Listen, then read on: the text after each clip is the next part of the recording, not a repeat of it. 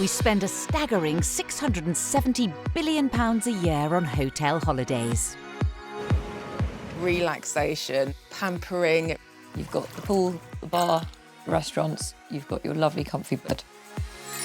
That's the whole point of staying in a hotel, to be looked after. Switch off and relax. With over 700,000 resorts around the world to choose from. I just love getting on a plane and escaping somewhere. Waited on hand and foot in a beautiful location. Different cultures, different people, tasting new foods. Whether it's five-star swanky opulence I want cocktails on tap, I want a swim-up bar. or a homely B&B. I need peace, I need quiet, and not too many people. When these holidays go right, they can be heavenly. This hotel was unbelievable. The welcome was amazing. Bathing by the pool, eating really good food. What more could one want? But when they go horribly wrong, the building has collapsed on its side. It can be disastrous. You could hear the hurricane hitting the hotel. It was like World War III. Evacuate, evacuate. We've got first-hand interviews with people. Mould at the bottom of the curtain, all up the walls. We were having to sunbathe on a building site. It's minus 13 outside, middle of winter. They just said your reservations have been cancelled. Whose hotel getaways were doomed. They just erupt over all of the sunbeds. Everybody fighting with one another. Took me down, flipping me over and over, but I hope to God I'm not paralysed. Be our guest as you check into when hotel holidays go horribly wrong.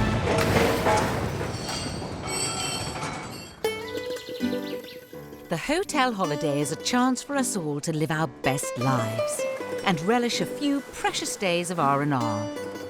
And if soaking up the sun is your idea of paradise, you'd be hard-pressed to beat the Greek islands. They are so beautiful, the water's crystal clear, the food's amazing, the people are great. And for many, the island of Zante is particularly smashing. Zante is really good because it's got a big party side to it. And up for having it large was Yvonne Burgess, who along with husband Frank had a lot to celebrate. We decided to go to Zante on holiday because it was my birthday, my husband's 60th birthday and also our 40th wedding anniversary. We'd been to the hotel before, we had a fabulous time there last time. Let's go back there and make it special. And the sociable duo were eager to include fellow guests in their celebrations. When we went to the hotel last time, meeting lots of people, it makes the holiday. For many people, they go on holiday for the social aspect. They go on holiday to have fun, to make friends. With expectations high, Yvonne was raring to get the party started. I told everybody how fantastic this hotel was because we had such a brilliant time there last time. It's got 3 bars. It's got 2 infinity pools. Ready for revelry, Yvonne and Frank set off on their all-inclusive celebratory trip, where upon arrival at their favourite hotel, the couple were chuffed to receive an upgrade. The room we booked was a really nice room, but excited to see what the premium rooms were like. Ooh, and? That opened onto the infinity pools. Raring to go, the party pair decided to start their celebrations with a splash. I said to Frank, there's not a lot of people around. Because the infinity pools were so quiet, we took a walk up to the family pool. This is the other pool, and no sign of any other guests. There was nobody in the family pool either. My first comment to my husband when we seen how quiet it was we won't be fighting for a sunbed this year. There was absolutely nobody. The trouble with going back to somewhere where you've had an absolutely lovely holiday is it might not be quite as lovely second time round. A little bit of panic sets in. Why are you the only people here? What is the problem with the hotel? Why has nobody else booked it? It's supposed to be a 4-star hotel. Yvonne and Frank thought no more of it and got themselves ready for a night at the hotel's usually bustling bar. We still made the effort, got changed, went out for dinner, but when we got to the bar, the indoor bar was closed. We were expecting entertainment, live music. There was absolutely nothing on. I've never seen the hotel this quiet. It must be such a strange experience to go back to a hotel that you know and love, but to see it in a completely different light. Alarm bells started ringing, something's not quite right. Was it something I said? Do I smell? Where is everyone? What's going on? Yvonne and Frank didn't want to take any chances for her birthday celebration. We asked the receptionist to call us a taxi to take us into the nearest town so we could go out and celebrate. And when the taxi arrived, he was really surprised at getting a call to come and get us. When we asked him why, he said the hotel was closing down. I think it's appalling to be taking bookings when you know that you're going to close down. I was astounded that nobody had thought to tell us or give us the opportunity to swap hotels. Why have they allowed us to come and there's nobody here? It is not acceptable when they know they're going to be closing down. This was the final piece of the jigsaw for the couple and explained their deserted surroundings. It did have an impact on my birthday. Normally, we'd have made friends by then. So last time we went, the friends that we'd made celebrated with us. This time, it was just the two of us in town, going from bar to find somewhere to have a nice drink. Yvonne's birthday hadn't been the knees up she'd hoped for, but surely a new day would bring an influx of new guests. When we got to breakfast, there was absolutely nobody else in the restaurant. I have a lot of sympathy for Yvonne and Frank. It must have been pretty miserable for them. As you can see, the shutters closed. Apart from the block that we were staying in, the shutters were down on all the windows, all the doors were locked up. It was just deathly silent. It really was a ghost town. This hotel looked like something out of The Shining. It was completely deserted. And watch out, because here's, well, no one, actually.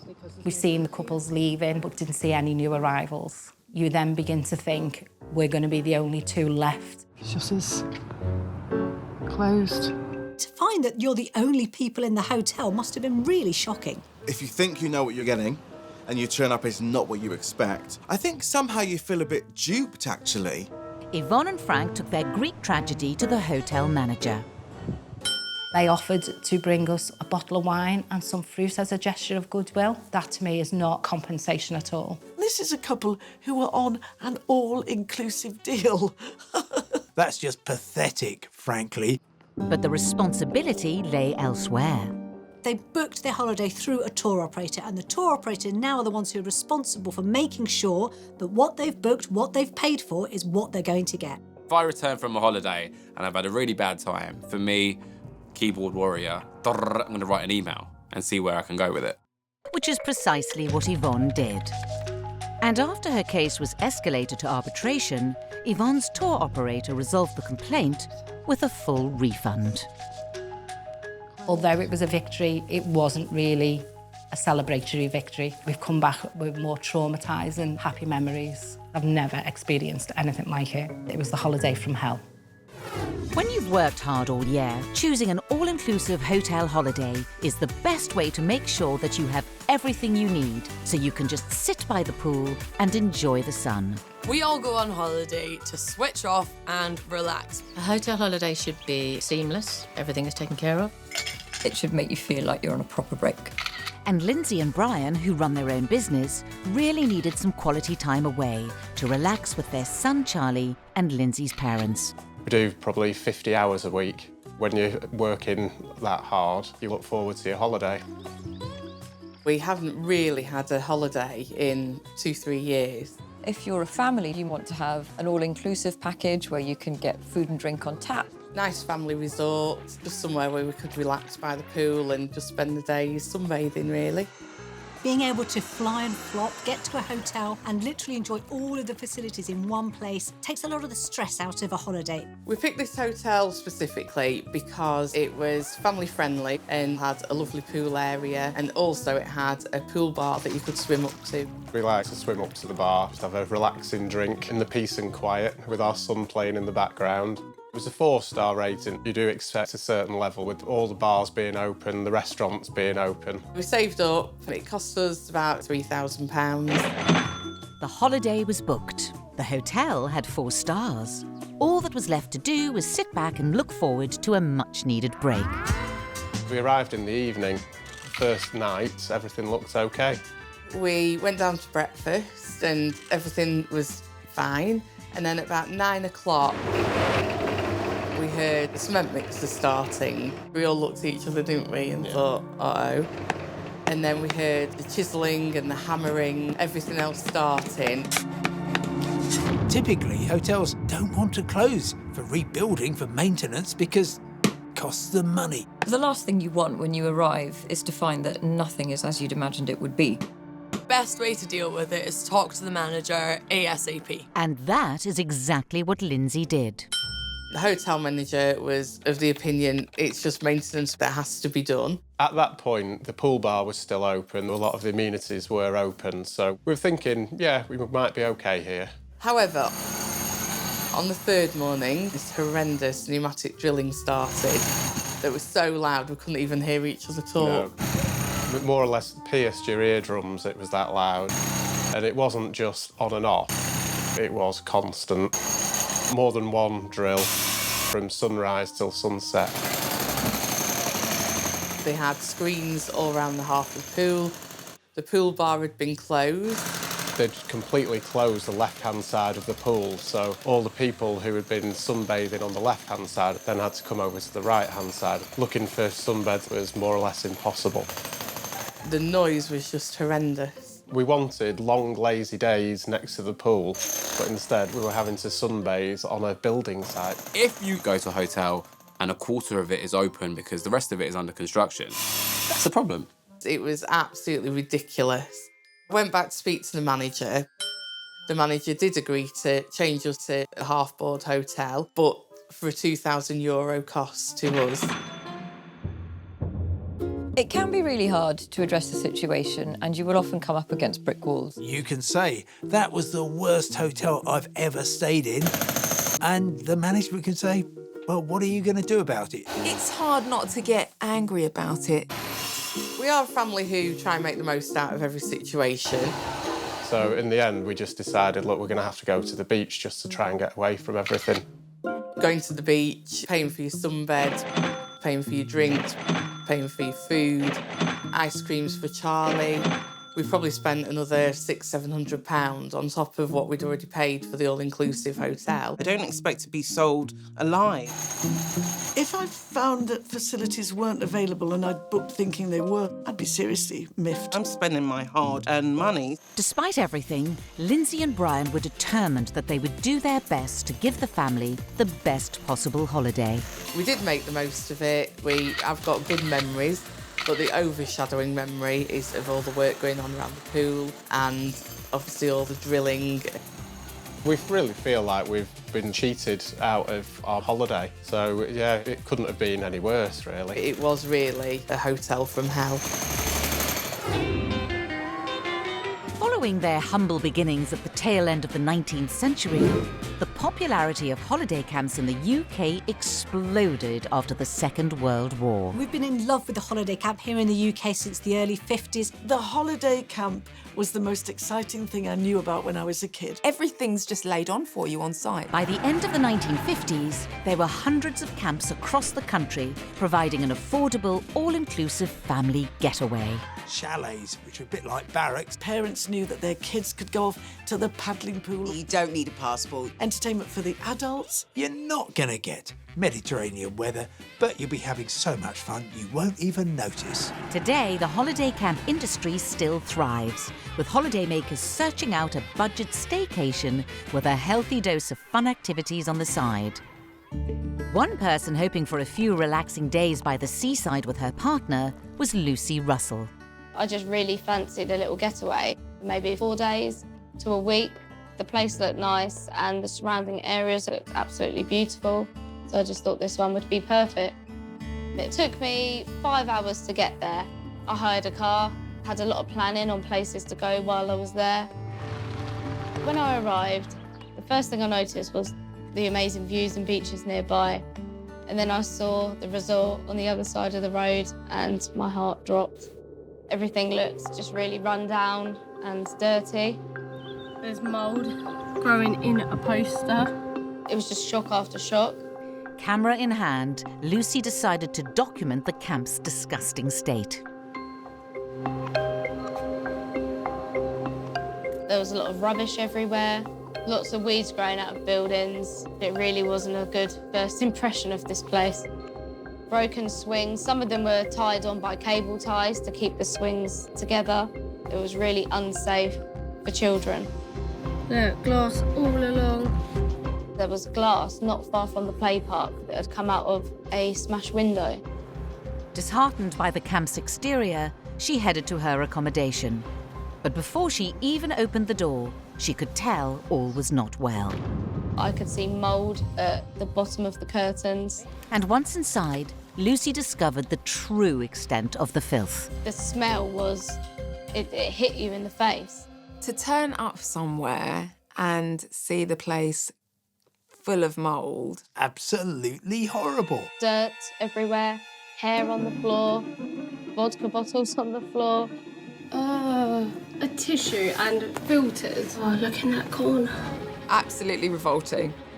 The floors look manky. Shocking. Marks all down there. That is broken. When I opened the kitchen unit, it just fell apart in my hands. It just all felt like a nightmare, really. Look at the state of that. That's just filth. I don't think that apartment had been cleaned at all. Disgusting. Dirty. I would literally walk straight back out of that door. It looked awful. There was a small, tiny little bedroom, and there was mould all up the walls. There was no sheets even on the beds at this point. It was like a blood stain or some sort of stain. And obviously I didn't want to sleep in that even if it had a sheet over it. To think that someone else has been sleeping in there, their sweaty body hair all over it. No! Look, it's just filthy. Disgusting. Even the big main bedroom was worse. Great presentation. The bed wasn't even made. The duvet, And obviously not a very clean duvet at that. was shoved in a heap in the middle of the bed. Gross. I would not stay there. There was mould all up the walls on the side. All the windows had mould on them. The curtains were mouldy. Oh, look at the size, even worse. It was not fit for human habitation. So we're now going into the bathroom and look at the state of this. The toilet has tissue in it. There's marks all on the seat. Look at the bath. It is just grimy. The bath was dirty. They hadn't cleaned the bathroom at all. For anybody who is paying good money for somewhere to stay is that it has to be clean. It should look as though no one has been in there before. You are the first guest. Utterly dispirited by the filth, Lucy headed out to find some entertainment, but found the camp deserted. Having to sleep in there, it actually made me ill. I couldn't breathe properly. So after 2 days, I decided to go home. I'd had enough already. I can't believe she actually managed to stay there for 2 days. A couple of minutes, a couple of hours, that's more than enough. I think I'd have gone straight home. There are certainly health implications for staying in mouldy and damp accommodation. Lucy packed her bags and cut her getaway short. For this to be happening at a British property where they're charging you money is just unspeakable. One of the most disgusting places I have seen. If it was free, it still wasn't good enough. It doesn't matter how much you pay, you just want it to be clean and just a nice place to relax. And it seemed Lucy wasn't the only one who was unhappy, with complaints galore appearing across the internet. I put a complaint into the resort, telling them about my experience, and I never heard back from them.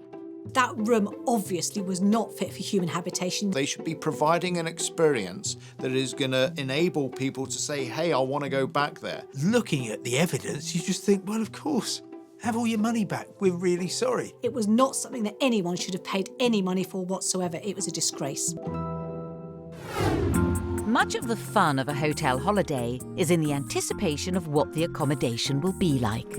You want somewhere that is picturesque, it's clean, it's luxurious.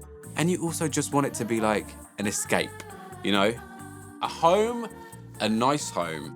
A hotel holiday is everything you could possibly want. You just Forget all the normal cares of life. And a hotel holiday is 100 times more exciting if the hotel in question is in New York City. New York is absolutely the city destination that everybody wants to go to. I think one of the loveliest bits about New York is that you can find a little bit of everything there. We know New York is the city that never sleeps. And a hotel break in the Big Apple is exactly what Beverly Hadley and her daughter Katie of the Stourbridge Dance Academy had to arrange when their 16-strong dance troupe had been invited to perform on Broadway. It took about 2 years to plan altogether, from the start to finish. Getting the opportunity to perform in New York, on a Broadway stage, in the heart of it all. And they was just so excited. So it literally was like, yeah, come on, let's go and do this. Urgent scrimping, saving and fundraising had to be done by the group to raise the substantial funds needed to pay for the trip. The anticipation amongst the group of teenage girls was palpable. The children was really excited to go somewhere that they only see in movies, really. All the lights, all the fantastic performances, all the things they wanted to do. Yeah, a very, very exciting time for everybody. We wanted to stay in Times Square itself, which was literally a street away from where we were performing from Hard Rock Cafe. So it was all nice and local for the children to be safe. It was New York Fashion Week, so it was a busy time. So the fact that we got a hotel with all those rooms available, yeah, that was brilliant.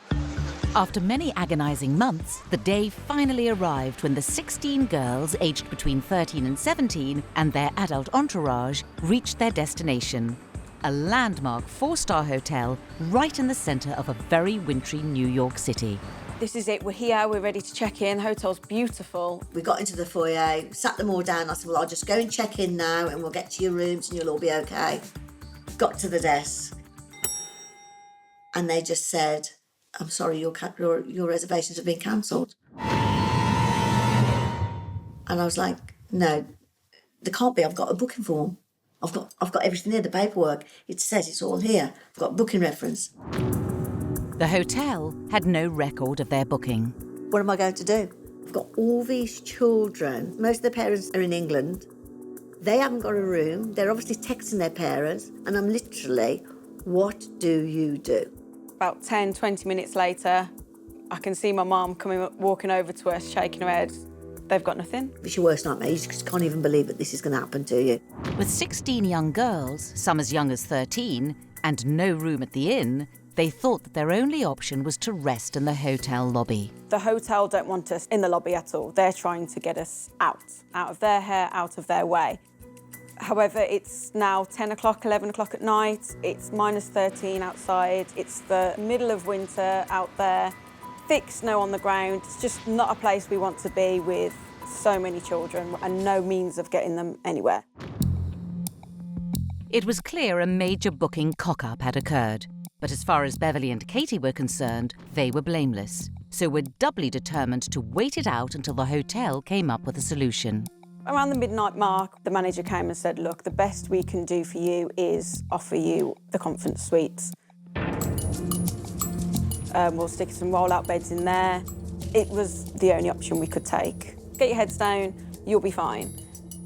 They've got their head down, we've shut the door. With the girls in the conference room, the adults had to make do with a brightly lit corridor. You're trying to sleep in an open corridor in a hotel. The lift's being used. You can hear it ding every 10 minutes. Workers are walking past, cleaners are walking past you, and you're sat in this bed trying to get some sleep.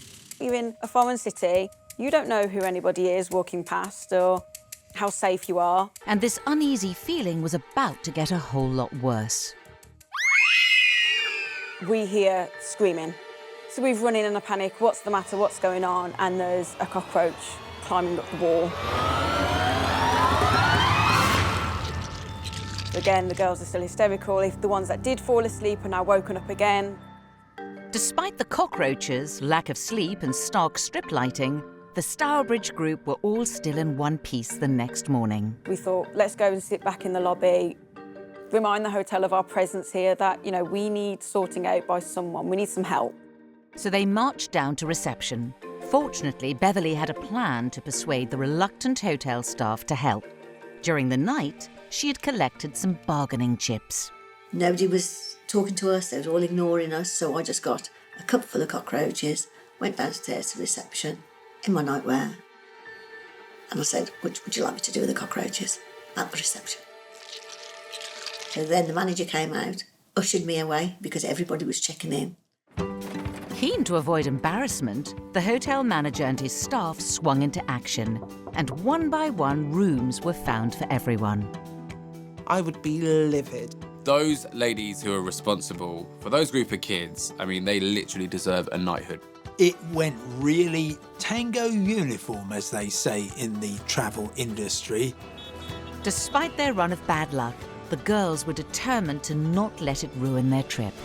By the time the evening had come and we'd all got a room, I think we just tried to make the best of a bad situation. The next few days were a lot more fun for the girls. The travel company offered each of them £250 in compensation, and the show that was 2.5 years in the making did indeed go on. The performance was brilliant in the end. They performed their little hearts out and they were amazing. When it comes to Brits on holiday, we love 3 things: sun, sun, and sun. We are just literally a nation of people that worship the sun. And one of the most popular destinations for British sun worshippers is Gran Canaria, one of a group of small Spanish islands off the coast of northwest Africa. The Canary Islands are a real popular choice for us Brits. Year-round sunshine, beautiful scenery, wonderful beaches. But finding the hotel for your fly and flop holiday is crucial. It has to have just the right amenities. The classic fly and flop holiday involves you flying out, flopping onto that Sunlounger, cocktail in hand, looking out onto that beautifully sparkling pool. For someone more used to taking care of other people's needs, a week looking out onto a sparkling pool with a cocktail in hand is exactly what busy mother of 2 Joanne Kennedy was seeking for a modest 1-week break in Gran Canaria for herself and her children. I spent a long time searching for this hotel on the internet and thought it looked smashing. Perfect. Got everything that we need.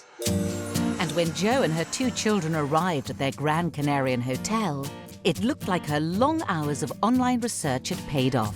So, top mum points for Jo. Let the holiday commence. I check in, they give me directions to my room, and it's across the other side of the swimming pool. I thought, nailed it for this holiday. Look, kids, we're going to have a smashing time here. There's lots to do, and look at this beautiful pool. Eager to get started on her long-awaited holiday, Jo was up at the crack of dawn. I wake up the following morning, thought, I'll just let the children sleep. I'll pop out on the balcony, have a look. I look over the balcony and there is quite a group gathering. Why are there so many people out at 6:30 in the morning?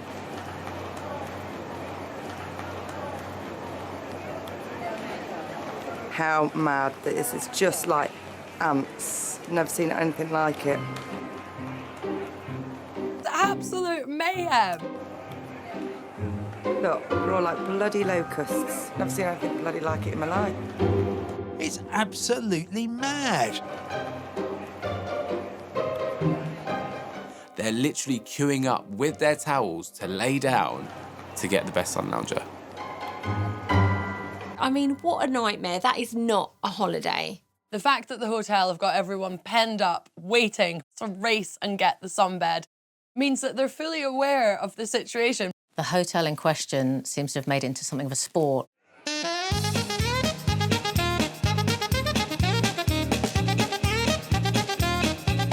They just erupt over all of the sunbeds. Everybody fighting with one another. All coming from every direction. Every direction. Towels flying across. There's a chap, he's in a white t-shirt. He slips on his bottom and goes sort of underneath the sunbed. He broke his toe. It would literally take 2 minutes and then every bed was taken. They'd all gone, nothing. You're not gonna queue for a Sunlounger on holiday. Get up every day at 6 a.m, stand in a queue just so you can put your towel down on a sunbed. I want to be enjoying breakfast in bed, not wrestling with a fat, sweaty man over a sun lounger. This early morning race for sun loungers so annoyed Joanne, she had to vent her frustration somehow. I would ring my husband every night and complain about how shattered I was and how stressful I was finding it. And he just didn't get it at all. But you're on holiday. You're in the sun. Why are you ringing me and moaning? I wanted another holiday when I got back. When you're planning the perfect getaway, the ideal way to spend it is in a 5-star hotel resort by the sea. A hotel holiday really should be luxury. I want cocktails on tap. I want a swim-up bar. It should be escapism. A good balcony, a nice pool. I mean, the list goes on. Even if you can't afford to stay at a luxury hotel, you can often just pay to go there for the day and enjoy the facilities, which is exactly what students Chris and Hannah decided to do. The first time I've been away with Hannah, been together for just over a year at that point, and was really excited.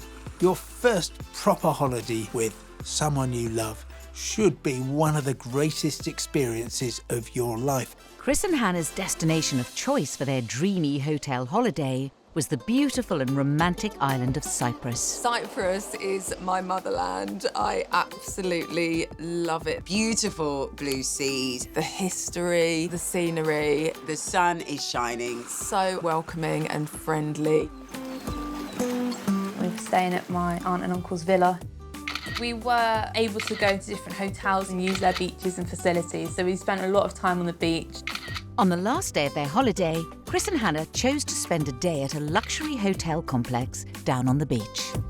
The resort was just down the road, about 2 miles away. We could actually see it from the roof terrace of where we were. It's a big social hub. They've got a spa, lots of different activities. Got a sunbed, rented that for the day. Bathing by the pool, eating really good food. We wanted to spend as much time as we could in the sun. And staying at the same hotel was security guard Stephen Cross, who was enjoying a well-earned holiday with his wife. This hotel was unbelievable. It had an infinity pool on the beach. It was spotless, beautiful. It was a lovely night.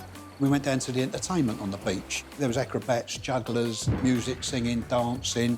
We had a lovely day there, very worn out from all the sunbathing, so we decided to head home. Finished packing, had a shower. Got an early night, ready for our flight the next day. With Chris and Hannah back at their nearby villa and Stephen and his wife tucked up in bed, the holiday makers looked forward to another peaceful night on the island. And then about 1:30 in the morning, the noise was unbelievable. Initially, I thought, gosh, is someone trying to break in? I thought it was a thunderstorm.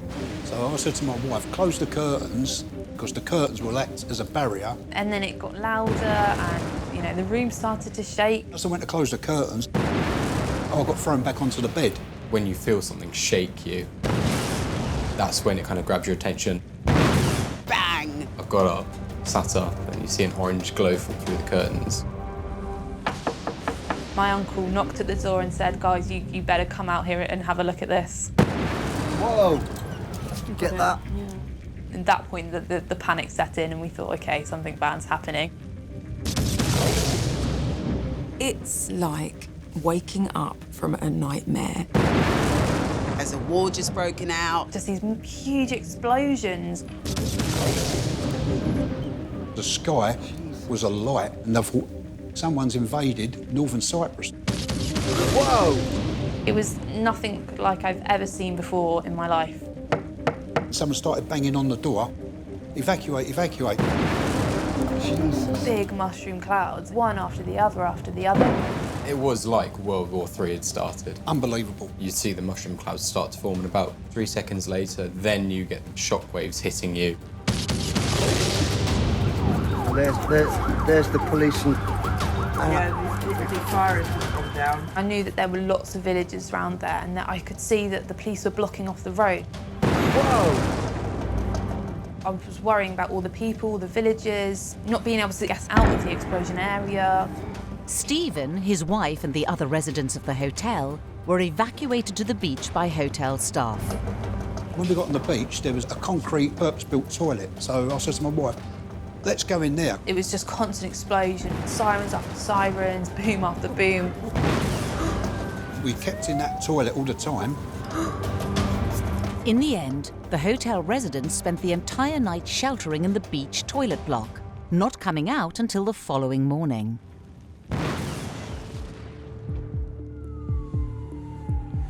When daylight come up, shrapnel, the hotel was covered in it. It looked like a battlefield, something you expect to see on film. Every window in the hotel was gone. You could see all the glass was just hanging from the balconies. During the day, families was just leaving the hotel. There was just coaches going and going. They didn't want to stay there anymore. They didn't feel safe. In 1974, there was a war in Cyprus and the island was divided into two halves. I think that probably made the explosions going off even more scary. But it wasn't a war or an invasion, just a very unfortunate accident from a fire in a military base. The fire went on all night, and it hit the headlines the next day. Thankfully, no one was killed, but 12 people were injured. Turned out, behind the hotel was an army ammunition dump. What caused the explosion, we don't know, but they got bomb disposal down because they didn't know if any of this stuff was still alive, so they closed the beach completely. I've never seen devastation like it. The main thing was no one was killed. Every time a firework goes off today, it just reminds me of the sound of the booms. Boom after boom. I'll never forget that.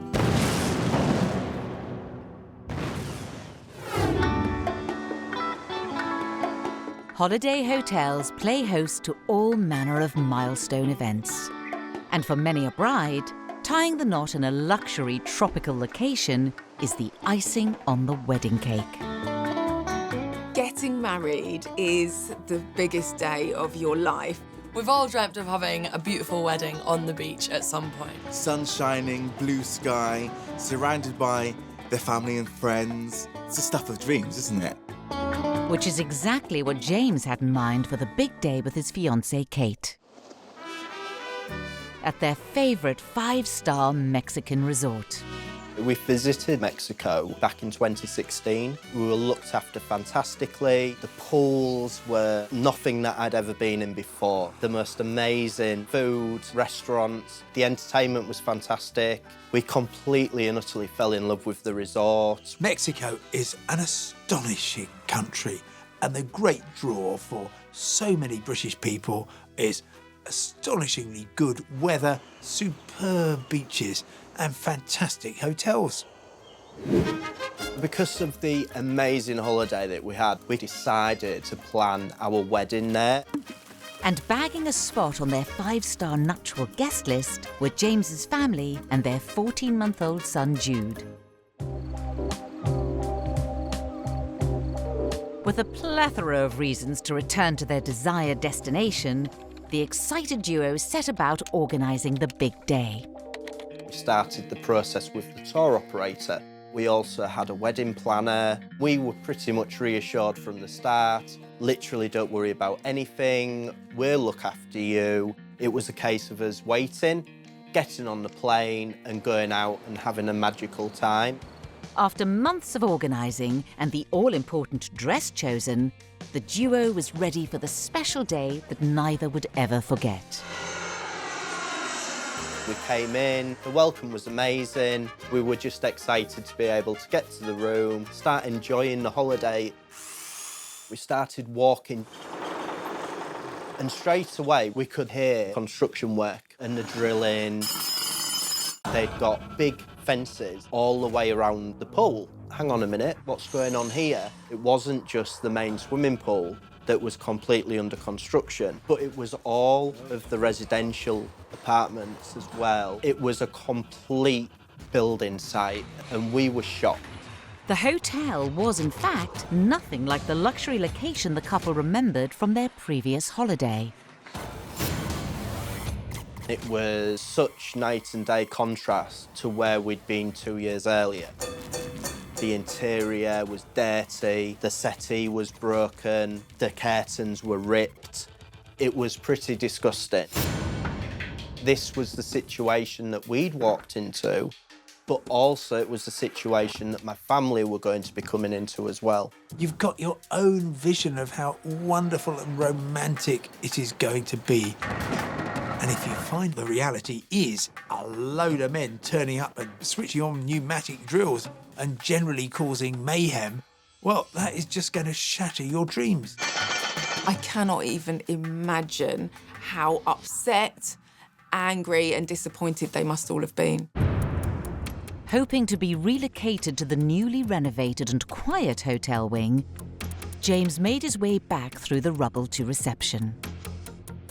They weren't happy to relocate us because they wanted £1,000 more. I was just of the mindset that these are just not going to have one more penny, regardless. The thing that doesn't come across is the constant brick dust and the smell of solvents, which is everywhere. With his requests falling on deaf ears, James took another route and logged onto the tour operator's complaints group. I put a video onto there showing exactly what we'd walked into. Within hours of me posting that onto social media, I was then getting messages from the media back home in England saying, "My God, can't believe this. Can we get in touch with you and run a story?" Whilst his plight created headlines back home, in Mexico, James's mum was arriving ahead of the big day. I was greeted by James and he said, "Mum, it's a nightmare." We kept thinking, this can't be happening, this can't be real. How can you end up in this situation and no one will do anything about it? The company cannot send you somewhere where there are going to be large-scale building works. Here we go. These building works were absolutely constant. Of course, there's a tricky legal definition where it says reasonable amount of building work would be tolerable, but this is off the scale unreasonable. 12:30 a.m. and this is what's happening. In spite of everything, the family resolved to make the best of the bad situation. The actual day of the wedding, we all had full-length dresses. My son's fiancée, of course, was in a full wedding dress. We walked our way along, holding our dresses up to try and avoid the dust and the dirt. There was oily stuff on the floors. So obviously the long train on the wedding dress was ruined. For a bride, the wedding dress is probably one of the most important things about the wedding day. To think that that wedding dress would get damaged in some way probably doesn't even bear thinking about. Finally, the bride made it to the beach for the couple's coastal commitment ceremony. The actual wedding itself was not really what I envisaged. The newlyweds and their family had shelled out a whopping £17,000 for what should have been their dream beach wedding. When you think about your wedding day, you're expecting to be really treated very special. That's what we envisaged, that's what we were expecting, and that's what we paid for. It was all going to be idyllic, and in reality it wasn't. To be quite honest, we were just looking forward to getting on the plane and actually heading home. To just have the whole day completely ruined by the situation, you'd never get over it. The couple never did get over it, and just 2 years later, the pair split, leaving James heartbroken, and his claim for compensation now the last thing on his mind. It just saddens me to this day that what should have been a fantastic memory, sadly, it just didn't turn out.